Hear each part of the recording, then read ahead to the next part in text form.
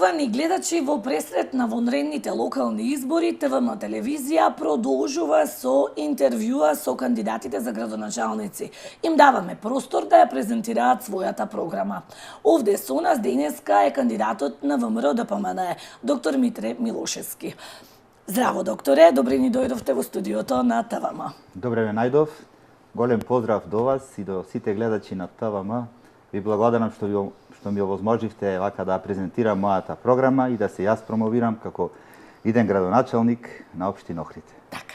Милошевски, ајде кажете ни прво кои се оние приоритетни проекти кои што ги имате зацртано во вашата програма? Ние кога правиме нашата програма, на некој начин го чувствуваме пулсот на нашиот народ, да видиме што нашиот народ бара, кои се неостварените ветувања од претходните програми кои ги има претходниците, но од друга страна се водевме и од краткото време на практикување на градоначалничката функција, односно времето ќе биде нешто подолго од 2 години, значи сепак ова ќе биде пократко време. Да, пократок мандат и ние многу внимававме да не навлеземе во замката на големи ветувања, кои што не ке можеме да ги оствариме во овој краток период, затоа што можеби по 2-2,5 години ќе побараме повторно доверба од народот и да не ни се тоа удри од нашата глава како ветувања кои што не сме ги оствариле. Значи ние гледаме да бидат тие проекти остварливи, како со финансиски средства, така и со време. Основното што ние имаме неколку крупни проекти кои што ги имаме предвидено, но имаме и мноштво комунални проекти во комуналната сфера кои што се навистина остварливи во овој временски период и во сферата на администрацијата, на локалната самоуправа, кои што проекти исто така веќе со нивната имплементација за неколку месеци ќе се види ефектот. Ние ги поделивме тие проекти во 2 групи, како приоритетни проекти и како капитални проекти. Во приоритетните проекти, нормално во нашата програма се гледа изградба на КЕј, реконструкција на плоштад Крушевска република, изградба на нов плоштад студенчишта, воведување на бесплатна здрава храна за учениците од 1 до 5 одделение, изградба на велосипедска патека Охрид Свети Наум и второто е она што го рекоме комунални проекти, проекти во областа на туризмот, проекти во областа на општото живење на народот, кои што проекти ете на некој начин и во оваа емисија ќе дадам збор дека веќе во првите месеци на нашиот мандат, нашиот народ, односно нашите граѓани ќе видат навистина дека ние сме работлива гарнитура, работлив тим и ќе се види веднаш во изгледот на градот и во расположението на нашите граѓани. Ајде малку околу тоа воведување на здрава храна бесплатно, тоа беше малку така да речем проект кој што го прими, најавата ваша меѓу јавноста беше примена. Како мислите да го направите тоа?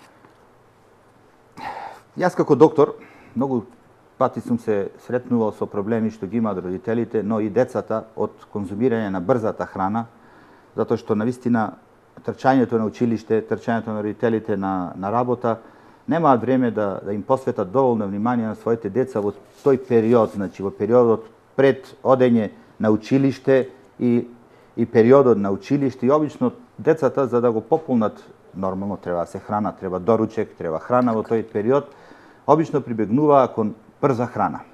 Брзата храна како светски проблем, глобален проблем, е причинител на многу болести, особено кај младината, пред се и над се е дебелењето на децата, обезита што ние го велиме.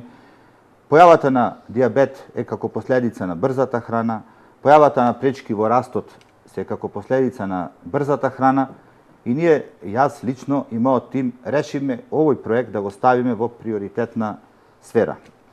Ние од почетокот на школската година, значи тоа ќе биде некаде од 1 септември, веќе ќе имаме спремено комплетно тендер, комплетно јавна набавка, која што фирми кои што ќе бидат ангажирани со строго дефинирани намирници во количина од смисол на протеинска храна, калциум, магнезиум, минерална исхрана, да децата, родителите кои ќе ги пуштат децата на училиште, нема да размислуваат повеќе што да става во нивните торбички, во нивните најлончиња, нема да одат по бутките кои што навистина не велам јас дека нивната храна не е, меѓутоа секоја брза храна за жал кај децата е штетна. Така. Тоа е проект кој што со голема гордост го најавувам и ќе инсистирам веднаш да се воведе, значи од почетокот на школската година од 1 септември. Така. Ајде да ни издвоите некој дел од проектите кои што ви се предвидени во инфраструктурата. Комунални, урбанистички, патна инфраструктура, имате и такви доста проекти. Сега, јас чисто како презентација, ја имам програмата пред мене и можеме да ги набројуваме тие проекти што, например, изградба или доизградба на водоводен систем. Водоводните, знаеме ние дека водоводната мрежа во Охрид не е во добра кондиција, особено водоводната мрежа во околината на Охрид. Јас во моја програма ќе ставам приоритет, можеби за прв пат од градоначалниците, да излезам малку од границите на општината на Охрид, на градот, и да се насочам малку кон селските, прекрасните селски средини, каде што во мојата досегашна, да кажам, кампанска активност, јас посетив досега барем околу 700 куќи и многу од тие луѓе навистина малку бараат. И си велам јас, Боже, дали е возможно да бараат добар притисок на водата во летните периоди. Дали да бараат комунално, особено, ево, например, кога бев на терен во Трпејца, нашето Сен-Тропе, познато Сен-Тропе, како е сега тоа Сен-Тропе кога луѓето немаат канализација? Замислете, јавите нивни сега се полни, а камоли во летните периоди, кога ќе се наполни со туристи и другото. Мора да се најде решение. Ние не смееме во 21 век да зборуваме за проблеми комунални, од смисол нема канализација. Замислете, Охрид нема канализација.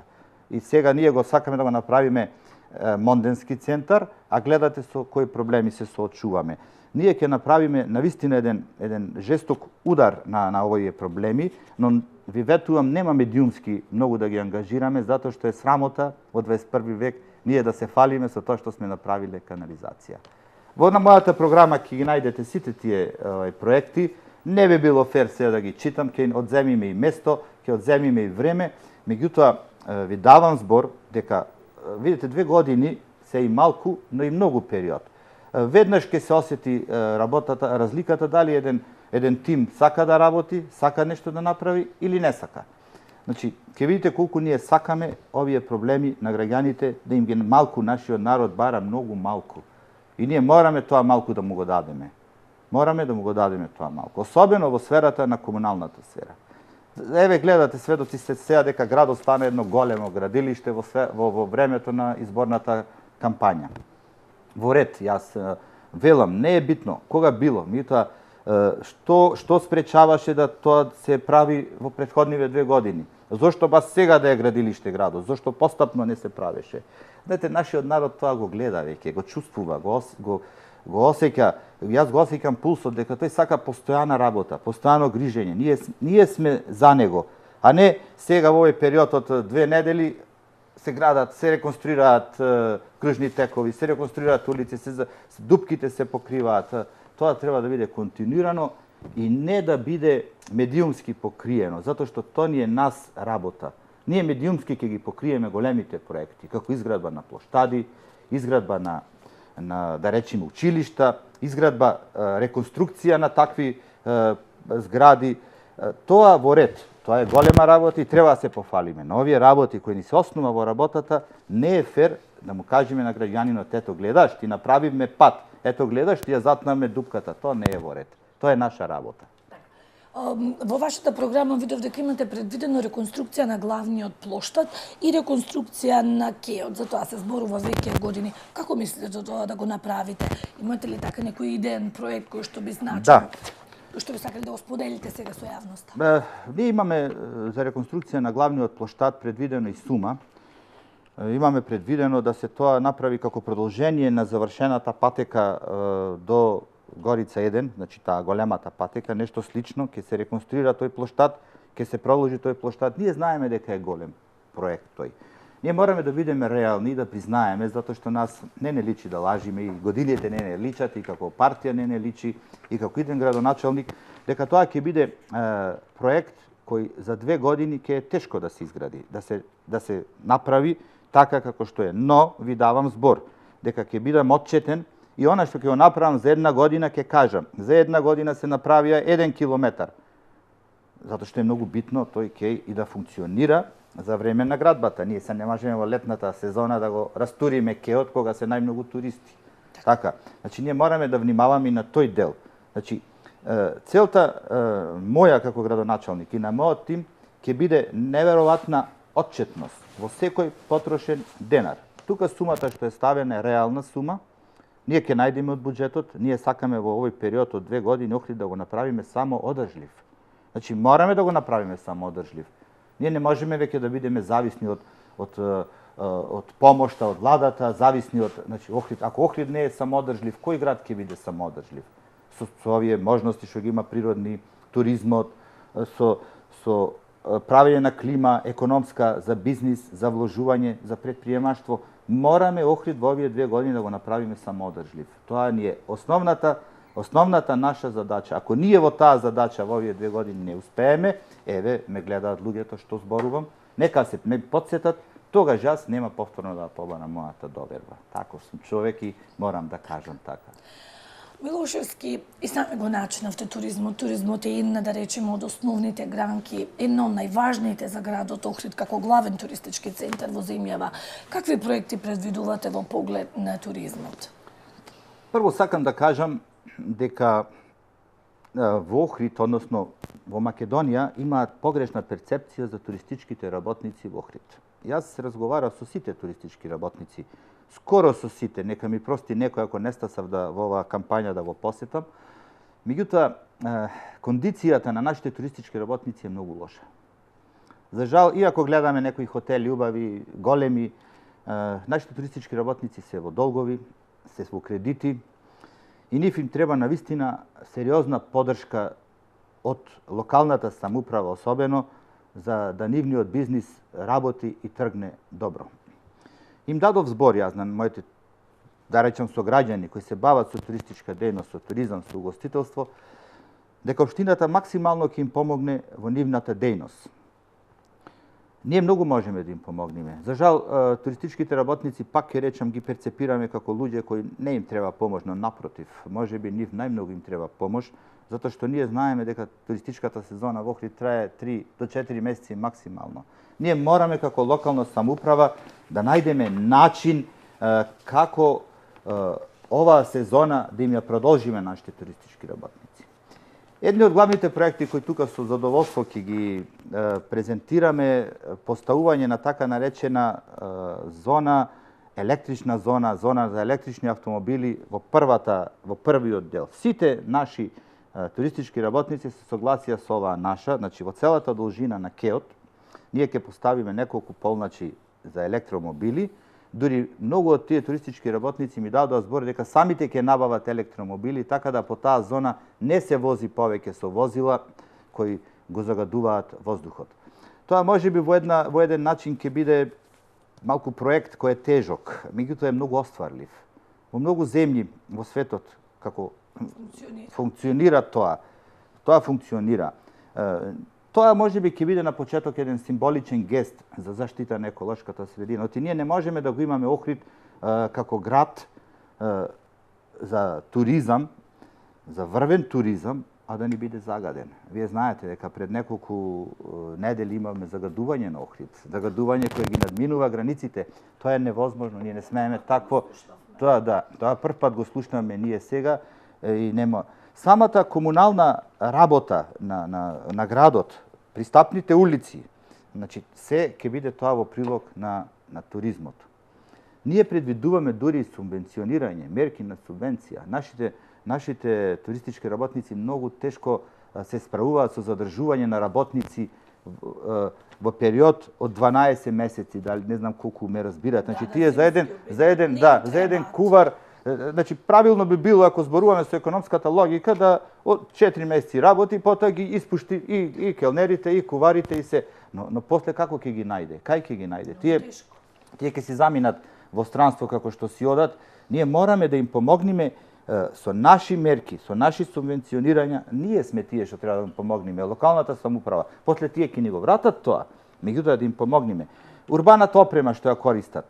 Мораме да им помогнеме ние како локална самоуправа. Значи, мораме, ова се оди во прилог на самоодржливост. Ние мораме да се научиме сами да си се одржаваме. Затоа што се друго, за жал, овој град го носи во неубави граници. Ајде накусо кажете ни какви проекти имате во поглед на образованието. Јас имав прилика да ја разгледам вашата програма. Имате и тука некои проекти за уредување на училишта. Да, тоа со посебна, вака да кажем, гордост образованието, пошто ние, ето, јас, целата моја фамилија сме образовани и ние знаеме што значи да се учи во услови убави и што значи да се учи во услови кои не се добри и кои не се достоинствени. За жал, дел од условите во кои што учат сега нашите ученици ништо не се подобри од минатиот век што биле. Ние забораваме дека сме 21 век, дека 19-та година сме од 21 век. А училиштата, последното изградено училиште, јас најдов еден податок, Христо Узунов, некаде 80 и некоја година, сега не знам точно. Значи 40 години е зградата најнова на училиштето во градов. Тоа, мислам, не може да си го дозволи една локална самоуправа. Такво нешто не може. Мора да има еден план на изградба. Изградба на ново училиште во Лескајца ќе ни биде приоритет. Пак ќе кажам, времето е кратко. Не сакам јас утре мене некој да ме држи за збор и да рече вие на ТВМ на тој ден затоа што овие се траги оставаат така. И се ние ако го кажеме тој збор, ние мораме да држиме до тој збор. Ние се ќе направиме да се изгради ново училиште за децата во тој дел што учат да имаат навистина пристојни кабинетски услови, онака како што учат сите деца, барем ако ништо повеќе во нашите окружување, во Грција, во Бугарија, таму кај што навистина држат до своето образование. Ние ќе правиме реконструкција на сите училишта кај што има потреба од тоа. Особено реконструкција на кровните површини, особено во смисол на енергетска ефикасност, децата не смеат со бунди да стојат во училиштата, да немаат добро грејање. Ние мораме да им го возможиме енергетски ефикасни училишта кои нема да се секираат дали ќе има грејање, дали ќе има ладење и ред други работи. Не смеат училиштата наши да страдаат. Знаете колку малку се тие средства, нагледни средства, да имате еден компјутер, да имате еден прожектор, тоа така се работи секаде. Ние мораме да ствараме, Охрид бил ризница на добри ученици. Ризница. Јас кога бев, да речеме, кога учев јас во мојата гимназија, од нашата гимназија имаше првенци во цела Југославија, значи не зборувам јас за Македонија, а камоли во Македонија. И денес прекрасни доктори, прекрасни електроинженери, се по цел свет раштркани. Но ние тогаш учеме во соодветни услови. Ама тоа беше пред 40 години. Ние ги некако времево го забораваме. Ние велиме, па добро е. Не е добро. Не може истите услови пред 40 години и сега да се адекватни. Тоа ми е вака целта да направиме еден пробив низ времето. Да им кажеме на учениците, дека сега вие сте во 21 век, сега е сосема друга науката. Не е сега науката е нагледна, електронска и ред други работи. А малку треба да го имаат тоа. Така. И како доктор, и самите го споменавте, здравието е многу важно. Какви проекти предвидувате во однос на спортот и млади? Исто тоа ќе ми биде мене приоритет. Значи, апсолутно такви проекти ќе бидат приоритет. Изградба на велосипедски патеки, изградба на игралишта. Ние имаме со бројка децидно наведени колку, со цена на чинење колку. Ние мораме во секоја мала да направиме услови децата да се рекреираат, да излезат 2 часа, да поиграат баскет, да поиграат кошарка, да имаат место. Има многу државни земјишта во градов. Јас прошетав низ цел град, прошетав досега. И луѓето ми кажуваат, ете, тоа е државно, толку нас ни треба, не ни треба многу, 50 на 50. Да направиме заградено игралиште, да го осветлиме. Децата да се собираат. Ние мораме да им дадеме можност на децата да спортуваат. Мораме, значи јас ќе инсистирам како градоначелник по секоја цена базенот да се направи. Тоа мора, па ние имаме наназад наши прекрасни пливачи. Како може Охрид да нема покриен базен? Јас знам дека тоа не е во најголема мерка на локалната самоуправа. Меѓутоа, ќе речам, ако е скап, велам јас, скап е, за државата може да рече скап е, нека ни го дадат нас. Ние ќе најдеме начин како тој базен да го направиме, да го одржаваме. Ќе дадам јас можност околу тој базен, на кровот на базенот, да се направат фотоволтни централи, Нека луѓето вадат пари и нека го државаат базенот. Ке најдам илјадници начини. Јас имам прекрасни идеи како мора да има базен. Мора Охрид да има базен. Мора да функционираат спортските центри. Кај ќе ни одат иначе младите? Кај ќе ни одат младите ако немаат место кај да играат? Тие не можат да играат по ледини, тоа време заврши. Треба да имаме оградени игралишта. И тоа ќе го инсистирам, ќе направам во сите места, значи дури и во малите селски средини кај што има 3-4 деца и за нив ќе направам услови да се рекреираат. Само тоа ќе ни ги врати младите на прав пат и ќе ги засакаат своите места и својот град ќе си го засакаат само на тој начин. Не постои друг начин. Ние не можеме да бараме од младите да не се исцелуваат, а ние да не им створиме услови. Тоа ми беше, токму тоа ми е следното прашање. Што мислите да направите тука во републиците? Сме свесни дека Охрид е еден од градовите кои што најмногу младината е иселена. Точно е Дали така. тука размислувате нешто да Може го гледате придонесете? тој мој спот, значи и јас кога го гледам тој спот што јас го снимив, не може да сватам дека толку ќе удри на граѓаните. Кај што ќе одам, луѓето навистина ме причекуваат со солзи во очите затоа што кажуваат дека нивните деца заминале токму од тоа. Јас им реков, ние мораме нашата генерација да прифати одговорноста дека наша е вината за иселувањето. Ние не можеме да речиме децата се криви. Децата, знаете како, тие се многу сега образовани, начитани, интернетот им е пред нив. Тие гледаат каде и не можеме ние сега се правдаме со еден процес. А па тоа е процес. Па така беше и Бугарија, може би беше и Бугарија, може би беше и Грција, може би беше секаде. Меѓутоа ние нашето мораме да го направиме. Ние мораме да створиме услови, нашата генерација мора да створи услови за нашите деца да останат тука. Ние мораме да направиме услови за вистински конкурентен бизнис во нашава општина. Ние мораме да дадеме шанса на тие електроинженери прекрасни од нашиве места, што замина, нив не им е пубаво во Германија, не им е пубаво. Но само она што ние не им го даваме во нашава држава, тоа ги тера. Кој сака да си оди од дома? Има некој што сака? Нема. Но тоа се условите. Се ке сторам, значи максимално се ке сторам да ги задакнам бизнис климата, да ги како локална самоуправа да ги охрабрам сите луѓе со сите можни начини да отвараат фирми тука. Ќе им направам можност за конкурентност без никаква привилегираност. Значи не сме да има привилегираност. Таа привилегираност ни го изведе општеството, ни ја изведе, значи да речам државата. Затоа што кај нас, да простите, за најпростата работа мора да има човек. За да појдете на доктор, имаме некој наш. За да појдете во општина, имаме ли некој наш? Значи мораме да створиме систем. Ако ние створиме систем, тогаш ве уверувам дека се помал и помал ќе биде бројот на деца наши, млади луѓе што се заминуваат. А ние старите тука сме, кај ќе одиме, тоа е работата. Сега единствена наша работа, јас се намирам мојата генерација. Генерацијата нешто пред мене и после мене, да сториме све да не си одат нашите деца, да не ги гушкаме нашите внуци преку Вибер, преку интернет, преку Скајп. Тоа е основното што мораме да го сториме. Ако тоа не сме го сториле ние како генерација, ние сме се изгубиле, значи не нашите деца, ние сме се изгубиле.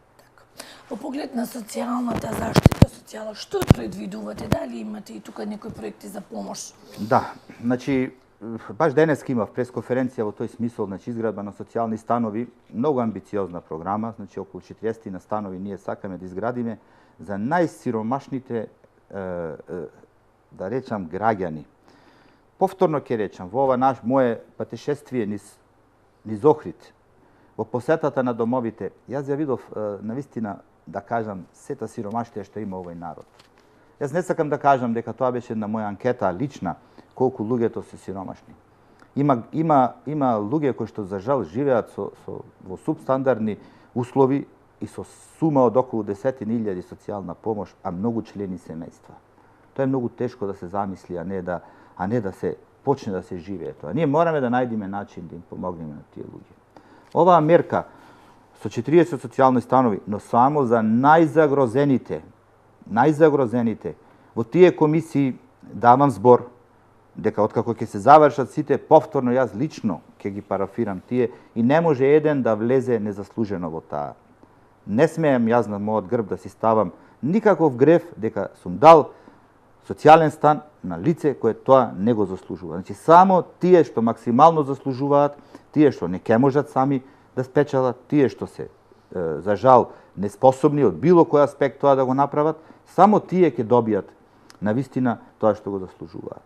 Во сферата на комуналиите ќе помогнеме максимално на тие социјални групи. Ќе помогнеме максимално со еднократни помош.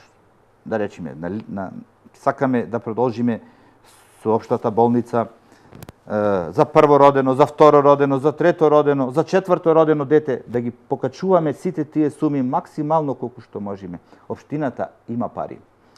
Ние веќе јас покроце ја замислувам и таа финансиска конструкција. Ако ние вистински се насочиме кон нашиот народ, ќе има пари. За жал, по некој пат некои крупни неостварливи проекти многу ни го одзедоа вниманието. Тие, да ги наречам, проклети тендери кои ни го гушат овој систем, без кој може би не се може, навистина ни ја одлекува вниманието од таа социјална сфера. Ни го одлекува вниманието од луѓето на кои што им е потребна таа помош. Искрено им е потребна таа помош. Би сакал во овие моменти да не звучам патетично, да не звучам идеалистичко, па да речам сега дека јас во 2 години ќе искоренам сиромаштијата. Тоа е невозможно. Но дека ќе помогнам на вистинските луѓе, на тие што навистина им треба, а не да бараат социјална помош тие што возат возила, или да бараат социјална помош тие што имаат огромни куќи, па социјална помош затоа што биле невработени. Точно, треба за секого работа. Меѓутоа, не оди едното со другото, така, не оди едното со другото. Тоа е отприлика вака мојот став. Пред крајот, ако може да ги слушнеме уште оние клучни проекти кои што ги предвидувате на полето на културата. Ние знаеме дека Охрид е град на културата, па и тука сигурно имате некои проекти. Значи, максимално ќе ги поддржиме сите фестивали што досега биле во Охрид, што се одржуваат како Охридско лето, како Балканскиот фестивал. Ќе ги поддржиме сите фестивали на нашите граѓани од различни етнички структури, како што се албанските, како што се турските, како што се ромските, како што се наегипјаните. Значи, комплетно ќе ги поддржиме максимално сите можни културни манифестации во градот, затоа што градот мора да биде исполнет, но не да биде исполнет само во летната сезона, него ќе направиме дури и културни манифестации во текот на целата година, како што се, да речеме, Богојавление, Водици, како што се и сите други, максимално ќе бидат поддржани од општина Охрид и јас како градоначалник.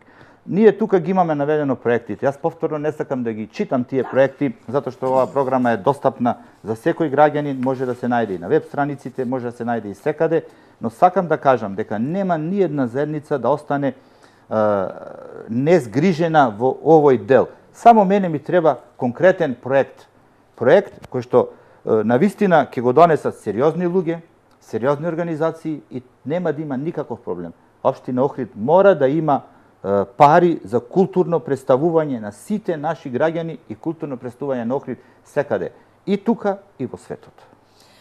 Ете, на терен сте. Постојано в контакти со граѓаните. Ме интересира какви се вашите впечатоци со нив, што велат граѓаните?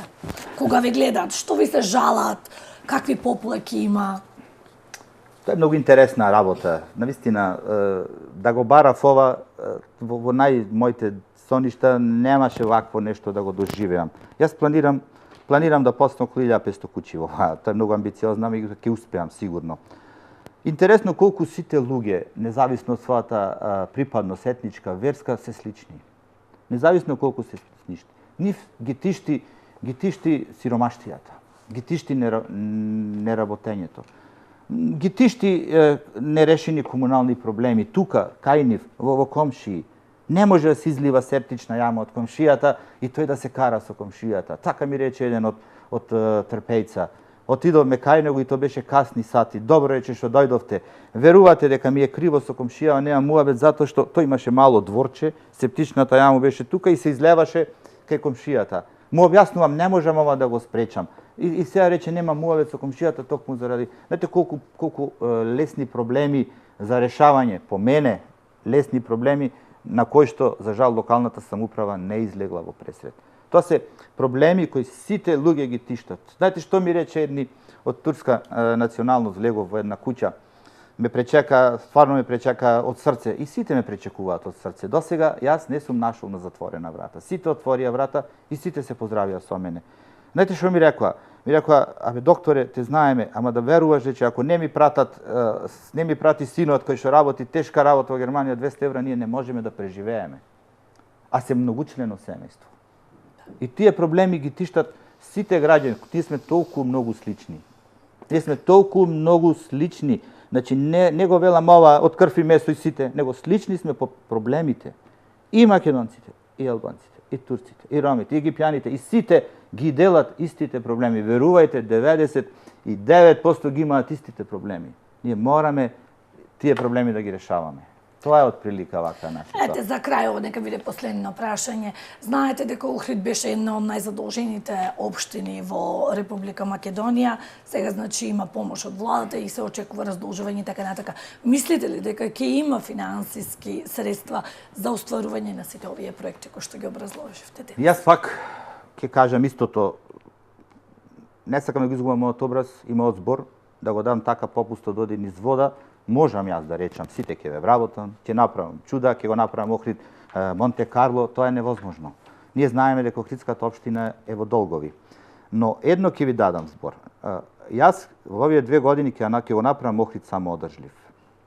Ако го направам Охрид самоодржлив, тоа значи дека ќе го продолжиме трендот на раздолжување и од сопствени средства и со помош на владата. Но многу честно раздолжување. Што подразбира честно раздолжување? Ако јас во моментов имам 20% средства што ќе ги употребам за раздолжување, нека бидат уверени сите фирми и сите физички лица кои побаруваат долгови од владата дека ќе им бидат вратени 20%. Не на некој да му биде вратено 70%, на некој 10%, на некој 5%. Ќе биде толку транспарентно тоа, објавено на огласна табла, објавено во сите медиуми, дадено на вас како куќи телевизиски, да знаете дека јас навистина мојот збор не го газам. Не може да се раздолжуваме ние и на некој да го раздолжиме со 80%, на некој да го раздолжиме со 10%. Зошто? Зашто така мене ми текнало. Тоа не може така. Ке знаат сите дека јас кога ќе се раздолжувам, мене татко ми остави аманет, немој должен да останеш никому и се јас ако влезам во општина која што е со долгови, малку ќе ми биде тешко, но ви давам збор дека тоа раздолжување ќе биде толку транспарентно, ќе биде со една неверојатна кохабитација со владата, со сите министерства кои се сакаат да помогнат да се раздолжиме, но многу честно и поштено. Не некој да се раздолжи, да го дадам, ево ти го тебе долгот. Не е битно и некој да има 1 денар, јас ќе го раздолжам со 20%. И тој што има 1 милион евра, јас ќе го раздолжам со 20%. Она што го имам ќе биде честно и поштено, тоа ви давам збор. Понатаму како се одвиваат работите, ќе видиме. За крај, Милошевски, која е вашата порака до гледачите на ТВМ телевизија? Прво, пораката е да се здрави и живи. Јас сум доктор, многу ми е мило да ги гледам насмеани вака како јас што сум релаксиран. Во оваа кампања влегов максимално релаксирано, за да ги релаксирам и гласачите, да ги релаксирам и граѓаните, да знаат дека има излез од оваа работа. Не е се црно, не е се загубено, значи. Мора да се надеваме, мора да имаме надеж. Јас сум можеби кандидат кој најмалку обеќава во оваа кампања. И велам во очи јас не можам утре некој да ме сретне, бе вие ми обеќавте вработување, кај сте сега? Значи не можам такво нешто, но дека ќе сторам се за граѓаните мои, за моите сограѓани, тоа бидете сигурни, јас не можам поинаку, не можам да мирувам, јас морам да направам нешто. Еве периодот е 2 години. 2 години, нека ми даде шанс. Јас сум доволно самокритичен во овие 2 години да знам дали мене ме бива или не ме бива. Ќе видат самите, дали сме работливи или не сме работливи. Самите ќе видат граѓаните. Јас повторно не ветувам ништо, но ветувам една толку макотрпна работа, 24 часовна работа во мојата општина и во мојата локална самоуправа. Ветувам дека нема да има овој пат привилегирани граѓани. Нека бидат сигурни сите. Не може некој граѓанин да е попривилегиран, некој понепривилегиран. Кај мене ќе важи правилото кој прв дојде, тој ќе заврши работа. А не некој што имал врски, некој што отишол таму, тоа не може понатаму вакво нешто да биде. Затоа би ги замолил да се релаксирани, да се здрави и живи, им пожелувам се најдобро и да заокружат бројот 5 на изборите. Ви благодарам многу Милошевски што бевте денес Ви гостин во благодарам ТВМ и вас што телевизија. вака прекрасно пријатно се чувствував со вас. Поздрав Драго до ми е. сите гледачи и до сите граѓани на Охрид. Почитувани гледачи, тоа беше интервјуто со доктор Митре Милошевски. Довидување.